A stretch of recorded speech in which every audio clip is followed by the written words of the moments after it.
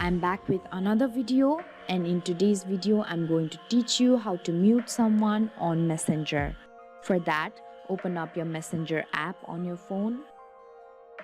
After you open up the app, slide from right to left on the conversation you want to mute.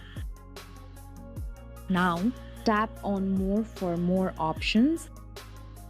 There you can see the option of mute. Tap on it. Tap to specify how long you want to mute notification for your conversation with this person. You have the option of muting them for 15 minutes, 1 hour, 8 hours, 24 hours, or until you unmute them. Select anyone.